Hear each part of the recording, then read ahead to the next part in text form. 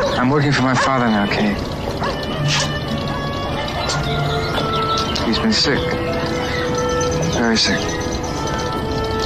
But you're not like him, Michael.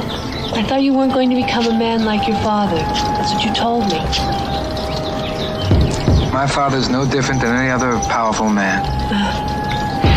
Any man who's responsible for other people. Like a senator or a president.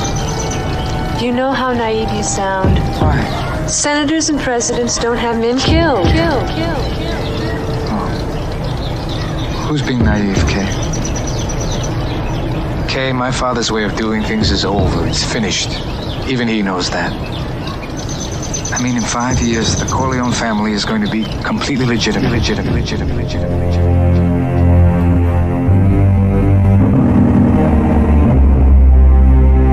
Seems legit.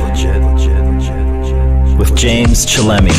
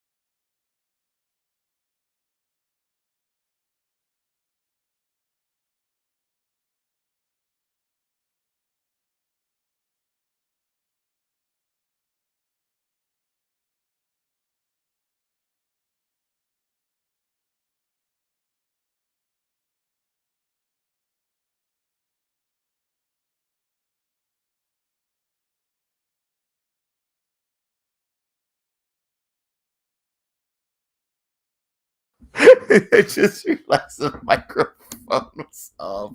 Welcome. This seems legit. I am your host, James Chillemi. We are live on the Eastern Seaboard of the United States, 4 p.m. on November 8th, also known as Election Day. And what I was just previously saying before I realized that the mic was off is that we have had really, really bad luck with our guests on this show.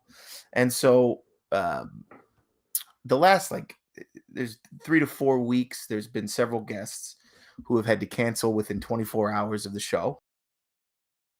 And again, I'm not saying is not legitimate or not necessary. People have families and work and flights getting canceled. And so I totally understand the reasoning behind that. But we're going to do this show tonight the way this show was kind of intended originally. And that's going to be me spouting off into a microphone. Just wanted to say, I mean, for those of you who aren't aware or how this show started, it was a way for me to kind of vent my frustration during the pandemic. And so we find ourselves here again today. Me venting my frustrations again after the pandemic. So it's kind of funny because now we're 2 hurricanes and a pandemic since this show had started. We're coming into a third one now. So this Nicole is coming across the Atlantic Ocean. Is going to probably hit Florida within the next. It's canceling a lot of flights. A lot of people are having to change their travel plans. So tonight and today is Election Day. People are supposed to go and exercise their right to vote. It's interesting. It's an interesting concept.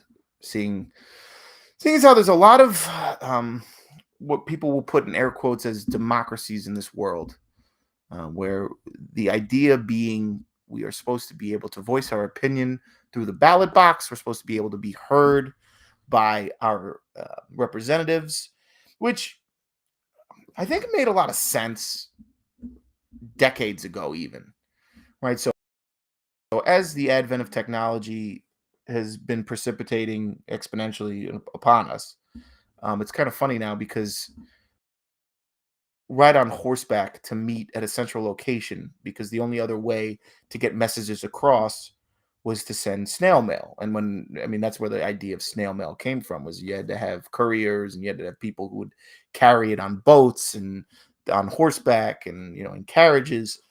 And that's just within the last couple centuries. But this idea of our representatives, the people that represent us, right? So if you lived in Rhode Island or you lived in Massachusetts, or you lived, in Mississippi, or to get your point or to get what you wanted across to the people around you, to have your voice heard, you needed someone to go there because either you and your family couldn't afford it, you didn't have the financial means, you didn't have the traveling means, you couldn't, you weren't going to be able to make it through the winter because you had crops you had to tend to and children and everything else. So you would have to appoint someone to go represent you in some sort of legislative body where, all right, this is our beef, this is what's going on, this is what we're talking about. How do we solve this, right? There's problems that are occurring. We need to fix them as a community because we are communal beings, no matter if we want to admit it or not. Fast forward, we're in 2022. Right, soon to be 2023, right? We got 2 months left, but not even. We got a month and a month and 22 days left. 22. We're still operating under a system in which we believe that our voices can only be heard through some sort of legislative process where we have to appoint someone who represents us to go, in my case, Tallahassee, living in the beautiful state of Florida, or to go to Washington, D.C., our nation's capital. But each individual state, each individual community has this need, in a way, right? Because this is the way we're structured, to appoint people to represent you. It's kind of weird because if you think about where it comes from and where it's at today, you could literally get on your phone and start typing on Twitter or start sending messages, sending an email or doing whatever, and your voice will be heard immediately, what you want. And so while we are not a democracy in the Aristotelian or Platonian sense, right? We're supposed to be a republic, which the difference would be a direct democracy would be everybody voting on a certain issue. It's almost like a referendum for each individual issue that anybody could want. However, we have a founding document, which some people would question is the Constitution, or whether it was the Articles of Confederation, or which version of the Constitution. Was it ratified correctly? Those are questions for a different day. But we do have a document which circumference engulfs the rest of our society. And so there's certain things that you can and can't do according to that document. Whether or not the three branches of government follow that document is dubious in and of itself, but that's the difference. So we have certain parameters that we fall within. Inside of that, there are certain structures that you're able to vote for certain things. That point, when they pull the veil back, everybody's able to run forward and give to their representatives or vote for the representative that they think best mirrors their opinion. I just don't, at this point, and as someone who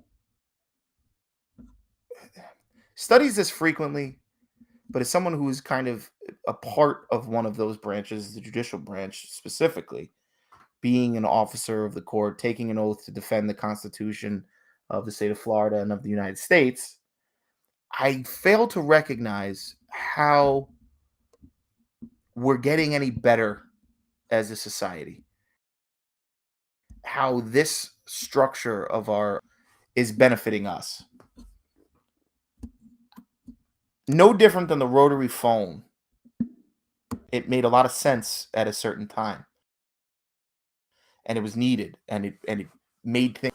But at some point, there's got to be innovation.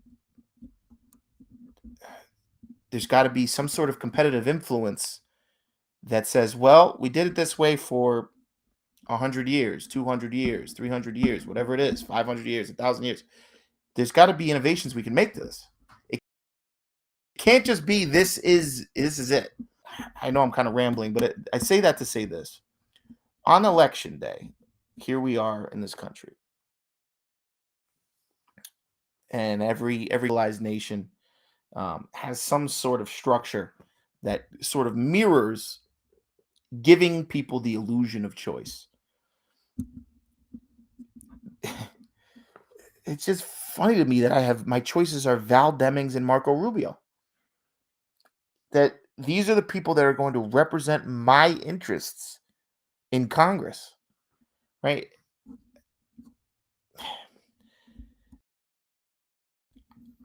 And I'm not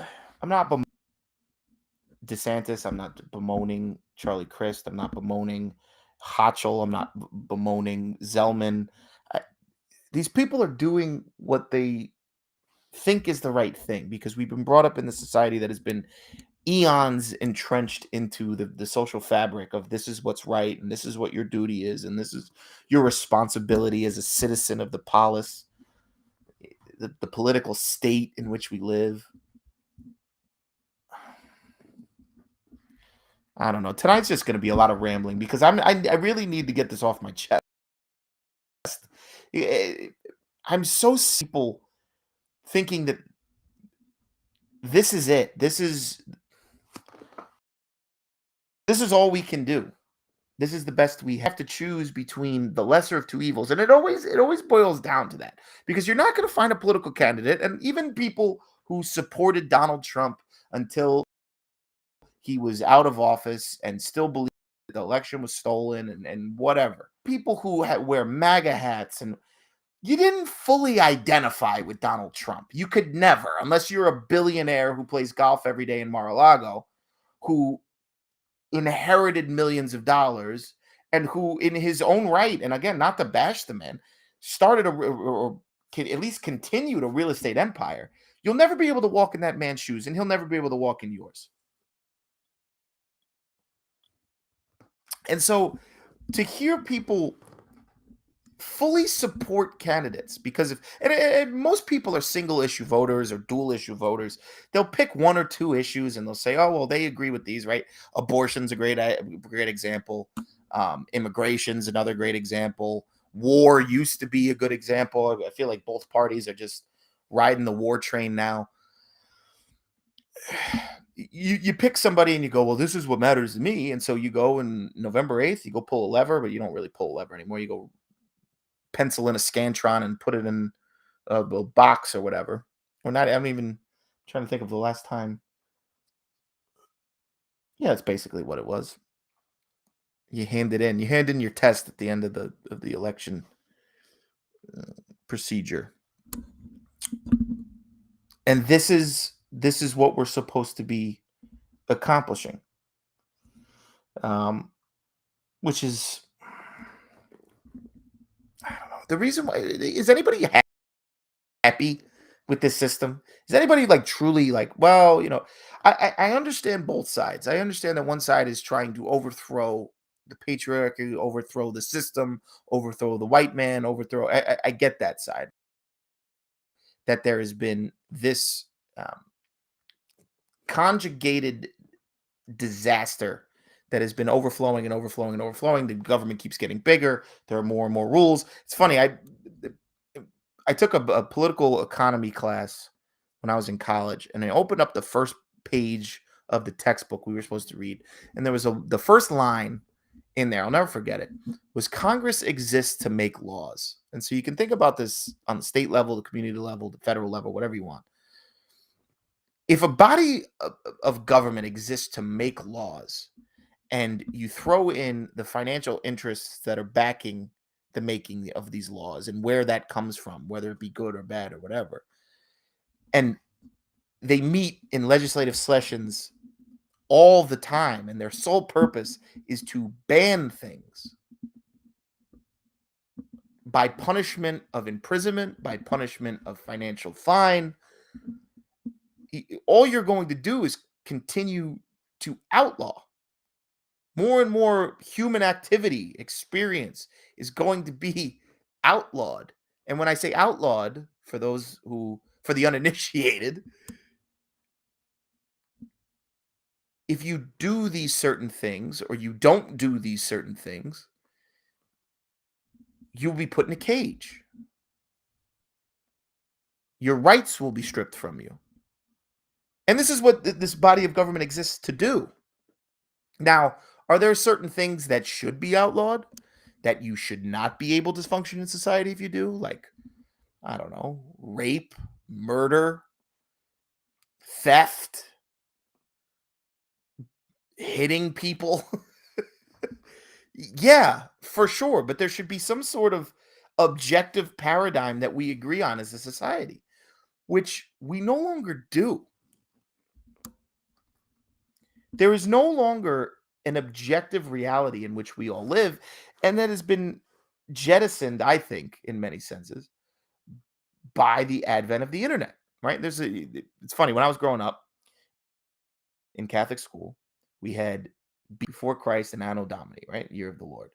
And so that's how history has been kept for most of the time. Now it's BCE and CE, before the Common Era and Common Era, which I love how, like, this is supposed to be some sort of progressive talking point about, well, we got rid of the church, but what's the marking point for that? It's still Christ's birth. So way we're living in 2000 and what, 22? Louis C.K. has a funny bit about this. How do you know the Christians won? What year are you living in? What does that recognize? It's 2022 years after Christ's birth. But I digress. I truly do believe that we're going to be in a situation where our kids or our grandkids or their grandkids are going to look back and they're going to say there was a turning point in human history, and it was before the internet and after the internet. And now there's people talking about, and this is something that I have no understanding of, and my little pea brain is not going to be able to comprehend, especially at this point. There is mind reading technology that is being developed in this country and across the globe, where there's going to be Neuralink technology that can meld minds together, where you're going to be able to feel the pulse of someone else's brain. You're going to be able to know exactly what neurons were firing, how they are feeling in that moment. Now, this technology is not in existence today, but as far as I know, and I've been reading about and listening about, it is a matter of when, not if. Now, if that's the case, that takes the internet to a whole nother level, because having the ability to connect was something that I think the internet really did. And this kind of goes back to my point about the election system, our democracy, our system of government, and where we're going. Having the ability to voice your opinion instantaneously, rather than having to send a representative on horseback to Philadelphia, has changed a lot of things. Couple that with the fact that everything now is available immediately, whether it be the news, whether it be communication, whether it be uh, the proliferation of your own life, what you ate for breakfast, what you like for dinner, what restaurant is good, what car drives well. These are all things that were not, you really did have to rely on local knowledge. You really did have to do your due diligence in order to live your life as a diligent human being or a conscientious human being. That is no longer the case. And so where I'm going with this kind of is that the internet has provided us with some sort of quantum leaping hole that we're able to go through in order to connect with others. And connection with others is it is the epitome of our society. The point of having a democracy is so that you can voice your opinion and your opinion can reach others. The more this system structures itself in a bipolar nature where everything is diametrically opposed to each other. You're either black or you're white. You're either straight or you're gay. You're either this or you're that. This antiquated, and I'm hesitant to call it antiquated, but it really does, in some senses, need to be revamped. This antiquated system, it's comes from an archaic time, right? It's funny that as a lawyer, going into court and I had trial last week, and listen to the way that the decorum and the formality of it all. It's no different than watching House of Dragons or Game of Thrones, right? Which is obviously fiction, but set amongst the time, right? You can go back and study the Tudors or the Stuarts or, classical English history, which is where English common law is where our present system comes from. It's not too much different than watching something from the Middle Ages and watching our system of adjudicating disputes today, right? The ability to be jury of your peers, the ability to have representation in court, the ability to have a neutral third party adjudicate the dispute, and the formality of the trial itself, being tried in front of your peers. These are all really old ideas. There's nothing new about this. And so, if we're to believe that the judicial system is like that, what about the legislative system? Right? What about Mansa Musa? What about the Code of Hammurabi? What about all of these things? I mean, Egyptian history, legislating, passing laws is nothing new. Having representation is nothing new. At what point are we going to have to try to get past this? Because the system we're in now is not working. We have, and I'm a firm believer that there. And again, this is not something I know as a fact, not something I'm willing to state objectively. But if we are willing to believe that the United States is the greatest country on the planet, how can we have more incarcerated per citizens per capita than anywhere in the world? Why is it that we have to spend more than 20? There's 25 countries, the top 25 countries in defense spending or military spending or warfare spending. Why is it that we spend more than the next 23 combined? What is it about our system that is not, what's not working? Why did the Roman Empire fail? Was it something from without, or was it the fact that they were crumbling from within? I don't know. These are just thoughts on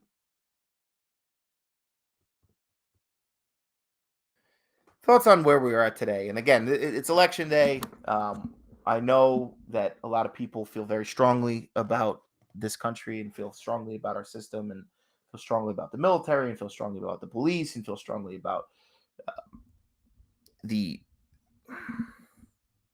pageantry of it all.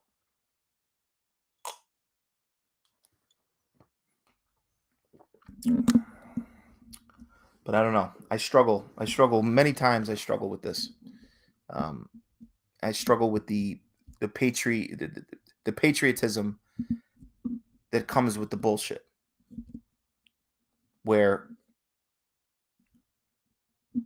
there's certain times that empathy or that compassion for your country, compassion for your fellow man is not shown through telling people that they're doing the right thing, through voicing your pleasure with what's going on. Sometimes, in my opinion, and I'll leave this alone after this. Sometimes, in my opinion, that compassion is best shown through your dissent from praise of something that you believe is not working, that needs to be corrected, and that needs to be fixed. So, changing topics real quick. We are back live. It's Facebook, YouTube, thenextgenusa.com. We are coming to you live from sunny South Florida, soon to be Hurricane Nicole, South. But we, again, had a guest cancel within 24 hours. It was supposed to be a pretty big guest. We'll be back next week with one of our guests. We've had some bad luck with the guests coming. They'll be canceling within the last 24 hours. But again, families, work, flights, I totally get it. Sometimes you just can't help things. One thing I did want to talk about today, and I know there are a lot of people watching. I did want to talk a little bit about the New York Jets. And so I know there's a lot of people out there might not be fans of the NFL, might not be fans of the Jets, but for those of you who do care, I do want to just kind of break down what the best Sunday in probably in the last decade of my life was what was accomplished during that Sunday. And for those of you who don't know, the New York Jets beat the number 1 rated Buffalo Bills at home at MetLife Stadium. They were about 400. No, they were about 4.5 to 1 odds to beat them, which for those gamblers out there know that is incredibly high odds. This team is for real, man. Is for real. I would never expect it. I just heard somebody talk about it. I think it was Rex Ryan saying even the most optimistic Jet fan would have never imagined we'd be 6-3 going into the bye week, beating one of the top teams in the league, beating Aaron Rodgers in Lambeau, beating the Dolphins at least that was at home, but beating the Steelers in Pittsburgh. This Jets defense is the best defense in the league. It's the best defense I've seen in my personal lifetime, and they have a plethora of rookies just making it look incredible. I did have some issues with Zach Wilson against the Patriots. To be honest, I thought he was bored. It didn't look to me like he was trying to make things happen. They weren't there. It happens. So he was trying to do way too much. And as a second-year player, somebody who comes out of BYU, somebody who's known as a gunslinger, this is something that he thought, let's take some chances today. Not working out. I mean, I saw some plays that they reminded me, and this is going to sound weird, but they reminded me of, an 05, 06, 07, 08 Michael Vick. How nonchalant he was with the football, how just free-flowing he was. Obviously, I was very upset when they lost, but he reminds me of somebody who's going to be a top 5 quarterback in this league very soon. With the arm strength, the mobility, the way he's able to escape. And I heard something the other day that I was actually kind of was interested in. That pocket quarterbacks or people who sit in the pocket for a very long time is no longer something that NFL quarterbacks are going to be known for, are going to be doing. That moving out of the pocket is a new thing because it's collapsing so quickly. The amount of athletics coming from the defensive side of the football, that pocket is going to be as open as it is, or as open as it was. And so somebody who's able to escape the pocket and make plays with their feet, make plays on the run, throw across their body, that's going to be something that's going to be really valuable in the NFL to come. And so if that's the case, I think Zach Wilson's going to be looking really good. Really good. And I'm excited for it. I don't know what you guys think. I know you guys think I'm all crazy. I did kind of predict that the Jets were going to beat the Bills outright. I did put some money on the spread. I also did put money on the money line, and it ended up working out. But I'm really liking where this team is headed. I don't necessarily know when's the next shoe going to drop, because being a Jets fan since I could walk, really. I mean, there's pictures of me when I was a baby in Jets gear. going to a bunch of games growing up and being around Giant Stadium, now being down in South Florida and not always being the only Jets fan everywhere I go is kind of interesting. So it is something that is kind of a renewed thing for me in terms of why my fandom is gotten so strong. But you can imagine the contrarian that I that I am. This is something that really has stuck with me. I'm just waiting historically always and rest of my life. What's going to go wrong? Because everything's going too well right now. And so we're going to see in the next couple weeks. I do believe they are going to be a playoff team. I do believe they have a good chance. Let's say an adequate chance at winning the AFC East. I think that it will, obviously, if the Vikings win next week against the Bills or this coming weekend against the Bills, the Jets will be in first place in the AFC East for the first time in, I think, 20 years. And so that's going to be interesting to see. But then the Jets have a pretty tough schedule on the road. They've been a very good road team. We'll see how they do. They do lead the league in most wins against teams above 500, which I think is such an underrated stat. It's kind of incredible. But we'll see. We'll see where it goes. Thank you guys for letting me talk about that for a little bit. So it's good that I get to get this stuff off my chest. But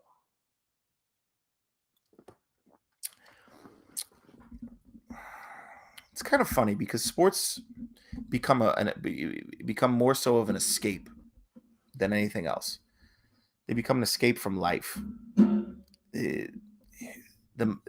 I'm hesitant to say monotony, but the monotony of going to work, trying to stay in shape, trying to eat right, handling your finances, planning for the future. It's really nice to kind of escape into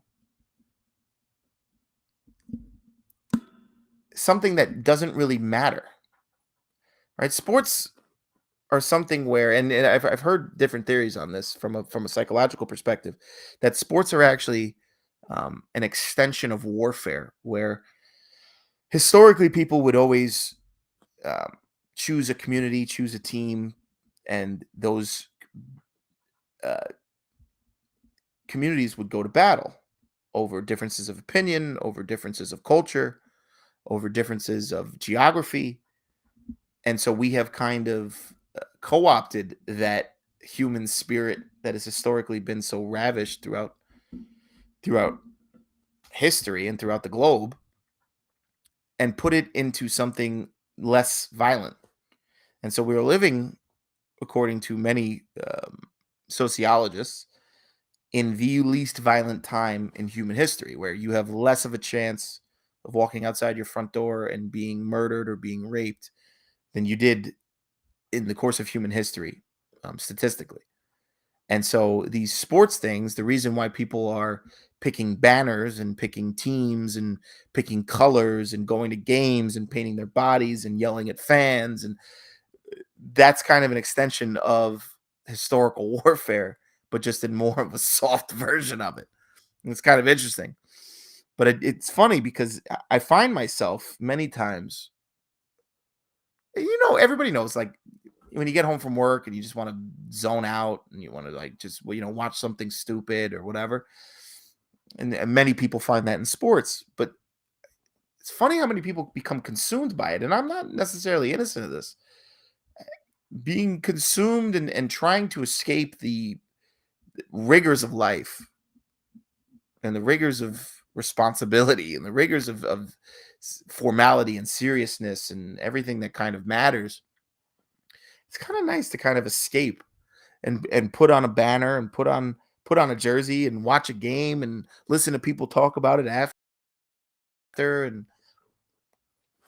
with certain opinions and disagree with others. It's just kind of interesting. And so I don't know. I don't know where I'm necessarily going with this, but it kind of all ties in together, because going back to the original topic for tonight, Election Day, I feel like for politics becomes sport. Politics becomes something where you can put on a hat, put on a shirt, go to a rally, vote for your team, root for your team, tell people about your team, and you go from there. So you think about it, is the question then becomes, is politics an extension of warfare? Now, that's not to say that politics doesn't have obviously connotations or implicit warfare to it, right? So politicians can obviously order warfare. People are beholden to politicians, especially in the military. The decision-making process is it's not really what I'm saying. What I'm more so saying is your opinion on whether weed should be legal an extension of warfare, where if there was a community of people who all like to get high and your chosen culture or community did not, and you believe that it was hurting the youth or that it was hurting the elderly or that it was tarnishing the fabric of society, is your now fervor, your political fervor for your position, is that not now a softer version of what would have been warfare, historically speaking?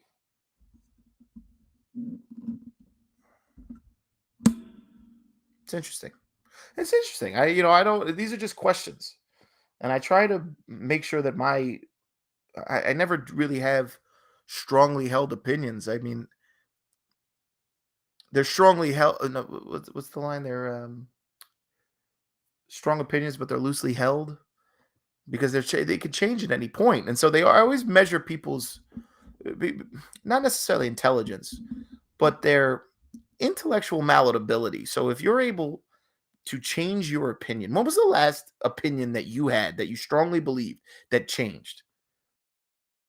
That's something that you thought was doctrine, was dogma, was what you believed, and at some point that ended up changing. That I would love to hear from. Thanks, Tay. Yeah, strong opinions that are loosely held. But that's what I would love. Like that's where I find it's like it's interesting because if you still believe everything you believed when you were a kid, you still believe everything you believed 10 years ago, is there nothing that could have changed, or are you just surrounding yourself with the same people, the same opinions, the same culture, the same everything? So it's just this is it for you. And I'm not to say that that's not right or wrong, right? I'm not saying maybe you have the answer. Maybe this works for you. Maybe this is something that is objectively true in your life. But you got to at least ask the question. Right? I was talking with somebody earlier today, somebody very close to me, about religion. How they first left one religion to go to another and became completely subsumed by their religious beliefs, by the church services, by everything that was going on. It was something so different than what they were used to. Come to find out, the more time spent at said religion, that there were a lot of problems. That the more that you were able to delve into the community, you start to rear certain the heads of certain ills of the societal ills in that community start to show themselves more and more clearly. And so now this person is moving to another religion. But it does, and again, here's the question. Does that mean that they're going to find the objective religion, the one true faith, if you will? Or is it that maybe there's certain truths in things, and that if you eat the entire chicken, you're going to get poked by the bones in your throat? Right? There's certain things that maybe aren't meant to be swallowed. Pause. But I don't know. But this all goes back, and I'm trying to tie this back into the theme tonight, which is election night, election day. Throughout the country, we go and vote for our leaders. Go and vote for those who are supposed to represent us. Go and vote for those who are supposed to best mirror the interests of ours, our families, our children, our posterity. I don't know. Also loving playing with this microphone, so I apologize if any of the audio is off, but well, I hope all of you are content. I hope all of you that have been following the podcast for a little bit, again, know that this is supposed to be a guest-oriented podcast. We did have a cancellation last minute, so I did want to get on and just kind of talk about where this is all going. It's just funny. I mean, sitting around. I was sitting at a table today at one of the most exclusive country clubs in the country,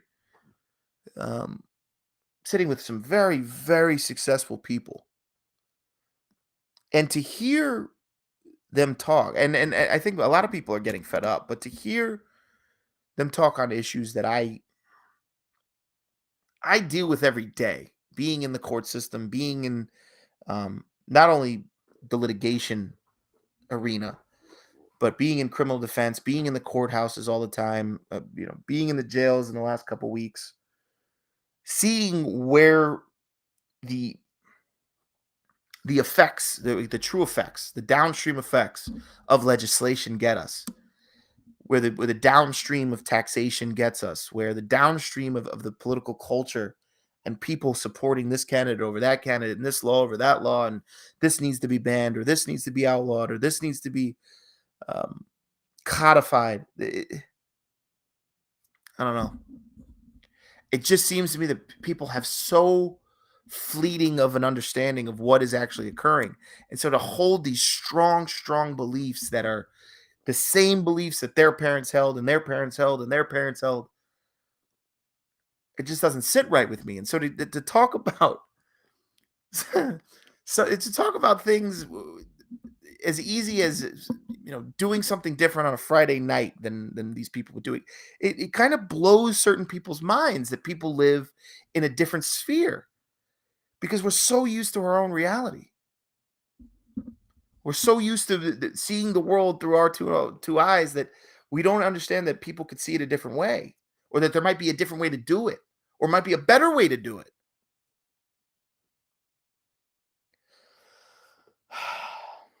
Yeah, I don't know. Again, this is supposed to be a conversation. We're broadcasting live, Facebook, YouTube, nextgenusa.com. I have posted the link. If you do want to join the show, I can bring on as a guest live here, coming live, being restreamed through Palm Springs, California. Just want to thank you guys for supporting the show. Hear great things about it. I know the viewership has not been as great since the pandemic. Also, I have not done a great job of marketing this or advertising this and getting people engaged. But I do have a beautiful woman that I love and that I live with that is going to be hopefully helping me with this, because it's not necessarily my forte.